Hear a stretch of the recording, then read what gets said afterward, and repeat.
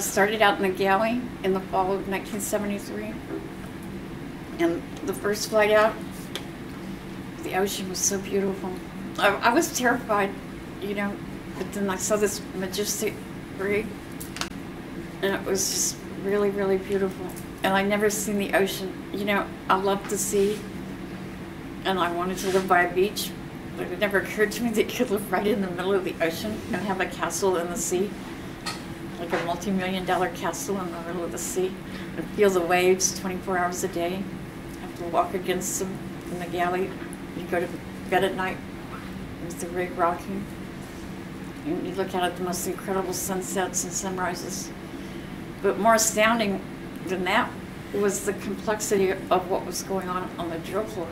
Across the entire horizon are rigs, oil rigs, and it's interesting. They're like mosquitoes, on the skin. It's like they're just everywhere. If you look at a map of Louisiana, of pipelines going through Louisiana, it's a spaghetti of pipelines. I mean, you'd be amazed at how many pipelines are in Louisiana. These pipelines, when they come inshore, are buried. They built underneath our marshes. As we're losing marshland, however, they're being exposed. Louisiana is the nation's #1 producer of crude oil and the #2 producer of natural gas among the 50 states. Ranks #2 among the states in petroleum refining capacity. So refineries, if you go along the Mississippi River, you'll see them every other mile. They call it Cancer Alley from roughly Baton Rouge to New Orleans.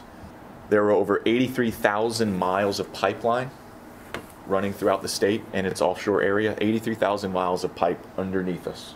Okay. Oil and gas extraction and refining support approximately 320,000 jobs in Louisiana. That's 2005 number.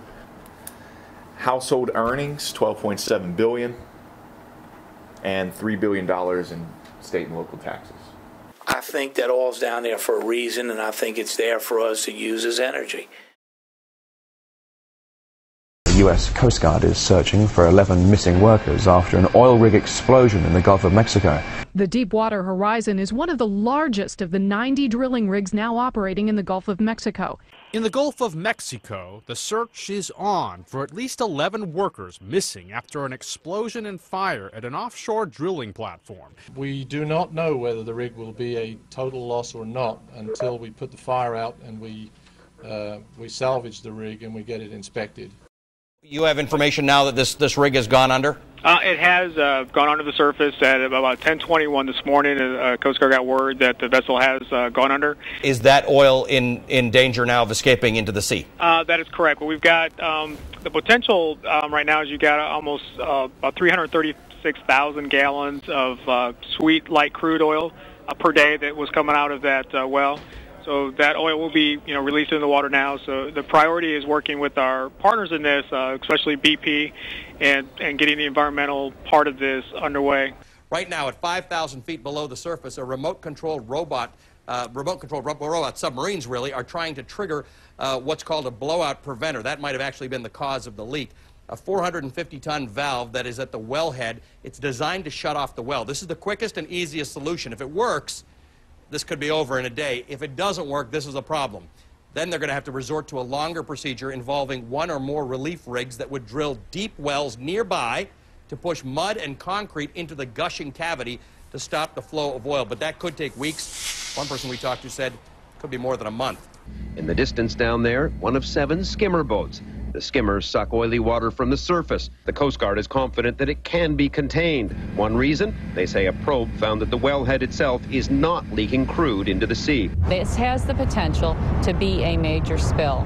And now we turn to that oil rig that sank after it exploded in the Gulf of Mexico. The Coast Guard has called off the search for the 11 missing workers.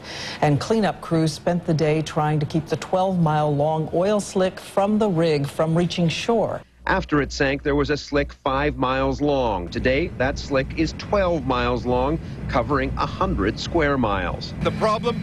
The winds are coming from the south, and they're strong, about 30 miles an hour, pushing that oil north towards the coast.